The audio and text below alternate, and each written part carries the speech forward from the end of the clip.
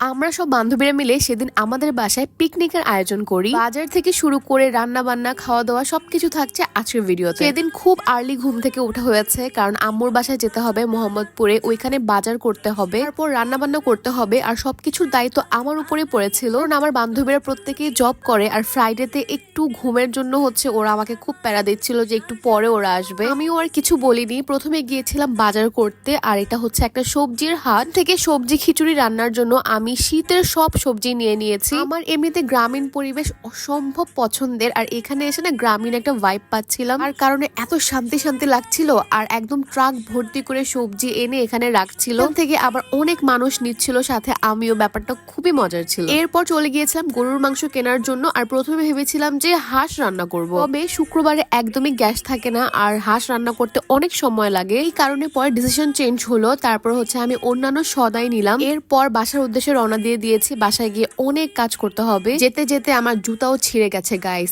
এই অবস্থাতে আমি রাস্তা দিয়ে হেঁটে হেঁটে এসেছি। অলরেডি বাসায় চলে এসেছি। এখন রান্না আমি শুরু করব। তার আগে মাংসটা কেটে নিব। কি বলেছিলাম যে 12টার মধ্যে আমার বাসায় যেন থাকে, কিন্তু 12:30টাও কারো কোনো খবর ছিল না। আমি রাগে কষ্টে এত মেজাজ খারাপ করছিলাম। যদিও রান্না আমি করেছি, কিন্তু আম্মু সবকিছু করে রেখেছিল, যেমন পেঁয়াজ কাটা, সবজি সিদ্ধ করে রাখা। আমি জানতাম না যে আগের দিন রাতেই আব্বুকে দিয়ে আম্মু সব সবজি আনিয়ে রেখেছিল। যেহেতু গ্যাস থাকে না, এই জন্য আম্মু আগের রাতে প্রত্যেকটা সবজি সিদ্ধ করে রেখেছিল। অনেক বেশি সুবিধা হয়েছে এই কাজটা করাতে। প্লাস আম্মু পেঁয়াজ মরিচ সবকিছু কেটে রেখেছিল। প্রথমে মাংসটা চড়িয়ে দিচ্ছি, আর এত কম আঁচ ছিল, ভেবেছিলাম যে আজকে মনে হয় খেতেই পারবো না। এর মধ্যে আমার একটা বান্ধবী চলে আসছে। ওই প্রথমে এসেছিল দেখে ওকে ধন্যবাদ দিচ্ছিলাম। এরপর আমি বলছিলাম যে পরিমাণে আঁচ আগুনের 3 দিন লাগবে এই মাংস হতে। দেন মাংসটা ঢেকে দিয়ে আমি রুমে চলে আসলাম। আমার বান্ধবীর বাচ্চাটাকে দেখো, কি পিচ্ছি একটা ডেনিমের প্যান্ট পরেছে। আমি ওকে বলছিলাম এটা আমাকে দিয়ে দাও, ও দিবে না। এরপর আমার বান্ধবীদেরকে বললাম যে রান্না হতে অনেক দেরি, তাই আম্মুর সকালে রান্না করা খুদে ভাত ভর্তা যেন ওরা এখন একটু খেয়ে নেয়। এদের দুইজনকে খাইয়ে দেওয়ার পর আমার আরো 2টা ফ্রেন্ড আসে, ওদেরকেও খাওয়ানো হয়েছে। বাট সঞ্জনা এই ভিডিওটা দেখলে বলবে আমাকে খাওয়ানো হয়নি, কারণ ও আসতে আসতে অলরেডি রান্না হয়েই গেছে, এজন্য আর ওকে এটা খাওয়ানো হয়নি। তবে আমার মায়ের হাতের এই খুদে ভাত আর ভর্তা যে কি পরিমাণে মজার হয় সেটা বলার বাইরে। মধ্যে বাকিরাও চলে আসছে। এখন আমরা বসে বসে আড্ডা দিচ্ছি, আর আমি একটু পরপর গিয়ে রান্নাটা দেখে আসছি। এতক্ষণে চুলার আঁচ একটু বেড়েছে। এখন আমি মরিচ ভর্তা করার জন্য মরিচটা টেলে নিচ্ছি। আমরা অনেক মানুষ দেখে আম্মু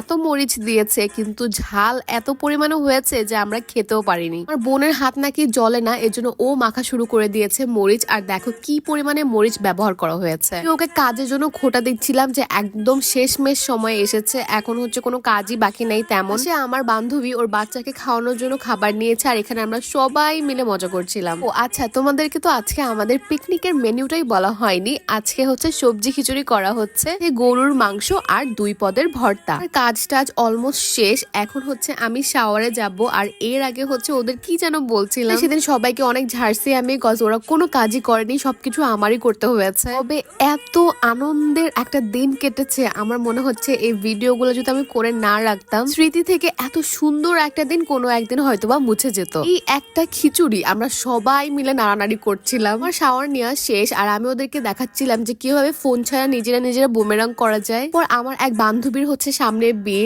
আমরা ডান্স প্র্যাকটিস করছিলাম। নাচের বিরতি নিয়ে এখন আমরা খেতে বসবো, কজ আমরা সবাই অনেক হাংরি। এই কামচোর মেয়েটাকে সবাই দেখে রাখেন, ও পর্দার আড়ালে নিজেকে লুকাচ্ছে, কারণ ও কোনো কাজই করেনি। পর ওরা খাবার নিচ্ছে, আর আমি একটা ছোট গ্লাস নিয়ে বলছিলাম অনেক ভারী এই গ্লাসটা, তবুও আমি এটা নিয়ে যাবো। আমি তখন ওদেরকে দেখাচ্ছিলাম যে স্টিল আমি এখনো কাজ করে যাচ্ছি। আবার অলরেডি আনা হয়ে গেছে। এখন সবাই মিলে একসাথে ফ্লোরে বসে আমরা খাবার খাবো। মানুষ বেশি দেখে নিচে এবং উপরে মিলিয়ে বসেছি, আর মিতু আমার ফ্রেন্ড সবাইকে খাবার সার্ভ করছিল। খিচুড়ি বেড়ে দেওয়া ছাড়া এই মেয়ে কোনো কাজই করেনি। যাই হোক, প্রথমে তো একদম বুঝে নিয়ে অনেকগুলো মরিচের ভর্তা নিয়ে খাওয়া শুরু করেছি, কিন্তু প্রথম বাইট নেওয়ার পরই যে জিঙ্গালালা হুহু অবস্থা শুরু হয়ে গেছে ভেতরে। পর কোনো মতে ওইটা রেখে আরেকটা ভর্তা নিয়েছিলাম, তারপর গরুর মাংস নিয়েছি। খাবার খেয়ে সবাই অনেক প্রশংসা করেছে যে অনেক মজা হয়েছে রান্না। আলহামদুলিল্লাহ, আসলে খাবার অনেক মজা হয়েছে, আমরা সবাই অনেক মজা করে খেয়েছি। খাওয়া দাওয়া শেষ করে সবাই ভেবেছি যে ছবি তুলবার, যখনই ক্যামেরা অন করি এদের চুল ঠিক করা শুরু হয়ে যায়। পর আবার আমরা নাচ প্র্যাকটিস শুরু করি, কারণ আমার বান্ধবীর সামনে বিয়ে। আর এরপর আর কোনো ক্লিপই নিতে পারিনি, কারণ আমরা অনেক মজা করছিলাম সেদিন।